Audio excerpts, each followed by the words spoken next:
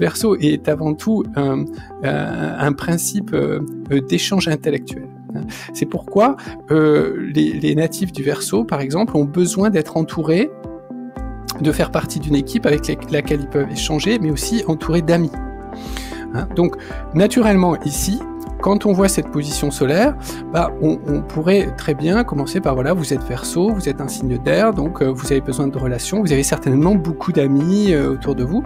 C'est peut-être le cas, voilà, c'est sans doute le cas d'ailleurs.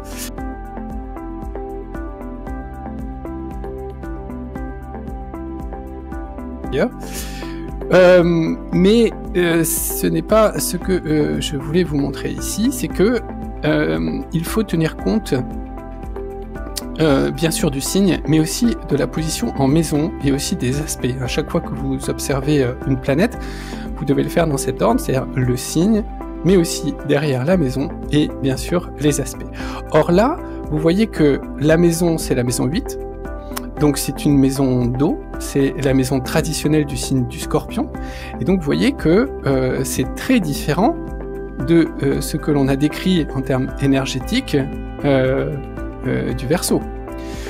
Ce n'est pas pour rien d'ailleurs que le Scorpion est en carré au signe du Verseau. Ce sont des signes qui sont fixes et qui sont en carré, donc ils sont très différents.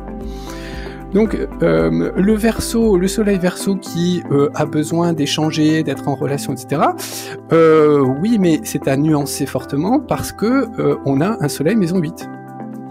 Alors là, en tant qu'astrologue, vous êtes déjà confronté à une forme d'ambiguïté, de contradiction apparente, et bien entendu, c'est à vous de résoudre cette contradiction. Alors quand je dis à vous de résoudre, c'est pas vous qui allez trouver la solution, bien sûr, mais déjà vous devez soulever cette ambiguïté dans le thème de Hugo.